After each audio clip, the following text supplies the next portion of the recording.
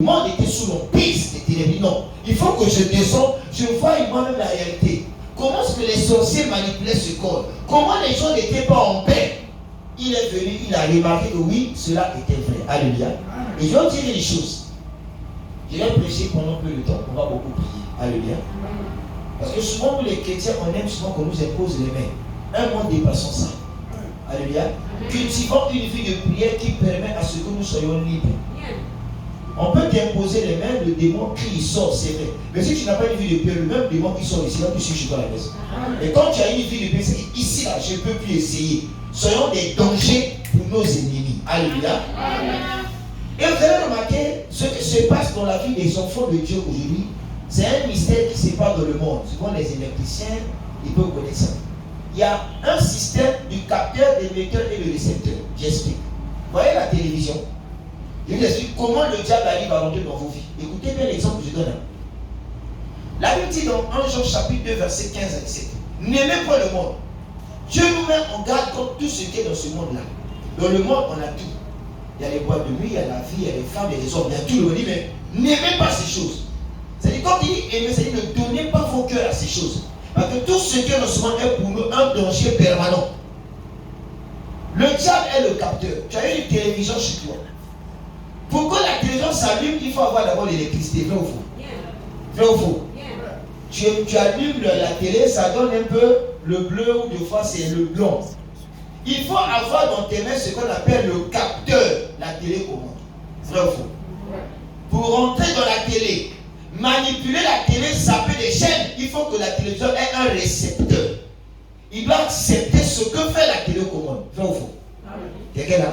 Et pour que la télécommande fonctionne, que le capteur travaille et que le capteur fonctionne avec le récepteur, il faut qu'il y ait une antenne qu'on appelle antenne parabolique. Vrai ou faux? L'antenne est un émetteur qui fait un pont entre le capteur et le récepteur. Alléluia. Maintenant, je vais expliquer. Le capteur, c'est le diable. C'est lui qui maintient captif la vie de quelqu'un. C'est là où vous remarquez les gens, quand tu as ce monde, quand tu n'as pas l'argent, tu es bien. Tu es en bonne santé, tout marche. Dès que tu as l'argent, tu as vraiment des problèmes. Parce que le diable est informé. Donc il reçoit l'information de ta vie. Maintenant, comment il reçoit? Parce qu'il y a une antenne qu'on appelle émetteur. Les émetteurs sont des démons qui travaillent en fonction avec toi. Pour que le diable ait une connaissance sur ta vie, il faut qu'en toi, il y ait quelque chose de lui. Vous allez souvent chez les soudeurs. Un soudeur peut avoir une pince à souder. Il a le poste à souder. Mais lui, pour souder l'objet qu'il veut mettre en valeur, il faut qu'il mette un élément qu'on appelle une masse. Il y a comme un fer qui est sale. Donc il prend le fer, il met sur l'objet qu'il a soudé, il met comme ça la masse. À quel moment il y a un récepteur dans notre vie? C'est parce que nous, les enfants de Dieu, nous sommes négligents. Je prends un exemple sur l'émetteur, sur le récepteur. Le récepteur de la vie du chrétien, c'est quelque chose qui est lié au péché. Est-ce que vous m'écoutez? Je suis un enfant de Dieu. Pourquoi le diable ait le contrôle de détruire la vie de votre papa? Il va dire non, la médecine dit que le corps a besoin d'alcool. Pourtant, c'est une théorie, non? Mais la théorie là est faux. Le corps n'a jamais eu besoin d'alcool. Parce que tout le corps produit l'alcool. Tout ce qu'on mange à l'alcool. Qui ne mange pas le maïs ici? Tout le monde mange du maïs, non? Mais c'est à base du maïs qu'on fabrique le boucanal. C'est à base du fou qu'on fabrique le boucanal. C'est à base du pamplemousse qu'on fabrique aussi beaucoup de choses, non? À base de la canne à sucre. Tout ce qu'on mange à l'alcool.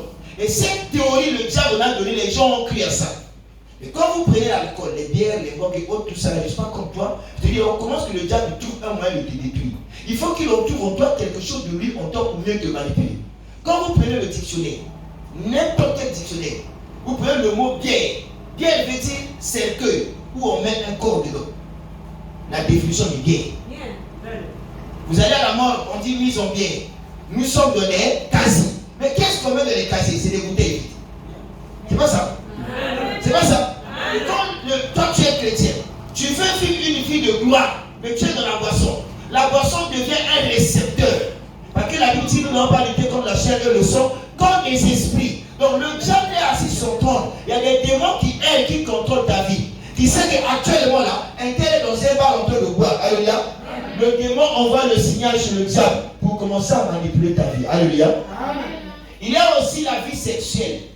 Tu as un seul copain, au lieu de se contenter, tu gères deux copains, deux copines. Le désordre là, c'est un récepteur. Ça permet à Satan d'avoir le pouvoir dans ta vie. Comme il y a des démons qui aident dans les airs, comme dit la Bible, nous n'avons pas à lutter contre la chair et contre des principautés, des esprits autoritaires qui viennent de Dieu.